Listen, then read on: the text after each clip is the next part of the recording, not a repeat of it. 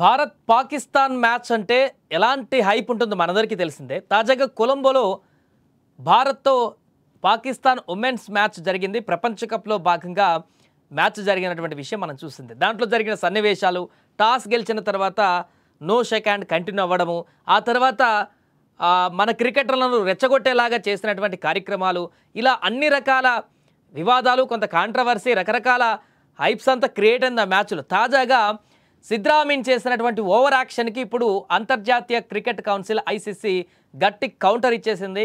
కౌంటరే కాదు, మంచి శిక్ష కూడా విధించిందని చెప్పొచ్చు. పురుషుల జట్టులోని ప్లేయర్లకు ఏమాత్రం తగ్గకుండా మైదానంలో పిచ్చి చేష్టలకు దిగి ఆ తర్వాత ఐసీసీతో మొట్టికాయలు వేయించుకుంది ఈ పాక్ ప్లేయర్.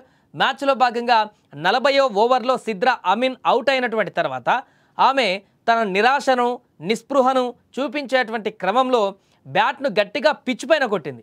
ఇది ఐసీసీ కోడ్ ఆఫ్ కండక్ట్లోని ఆర్టికల్ 2.2లోని ఉల్లంఘించినట్లయింది. పిచ్ పై ఎవరు కూడా షూతోను కానీ, బ్యాట్తో కానీ, ఇంకా దేంతోనైనా కానీ పిచ్ను డ్యామేజ్ చేయడానికి లేదు మ్యాచ్ జరుగుతున్నటువంటి సందర్భంలో. ఈ విషయాన్ని మర్చి తన అసహనాన్ని, తన యొక్క అసంతృప్తిని, తన యొక్క ఈ యొక్క కోపాన్నంతా కూడా అక్కడ చూయించుకొని పప్పులో కాలేసినట్టుగా అయిపోయింది ఆ పరిస్థితి. అంతర్జాతీయ మ్యాచ్లో cricket equipment, dress and ground equipment లేదా ఫిక్చర్స్ను దుర్వినియోగం చేయకూడదనేటువంటి నియమం ఉంటుంది. దాన్ని ఉల్లంఘించింది. మ్యాచ్లో అమీనా అలా కోడ్ ఆఫ్ కండక్ట్ను ఉల్లంఘించినటువంటి కారణంగా సిద్రా అమీన్కు అధికారికంగా రిప్రిమాండ్ జారీ చేస్తూ ఒక డిమెరిట్ పాయింట్ను కూడా విధించింది. ఐసీసీ ప్రకారం ఇది లెవెల్ 1 కిందకు వస్తుంది కాబట్టి ఈ నేరాన్ని దాని కింద పరిగణించబడింది.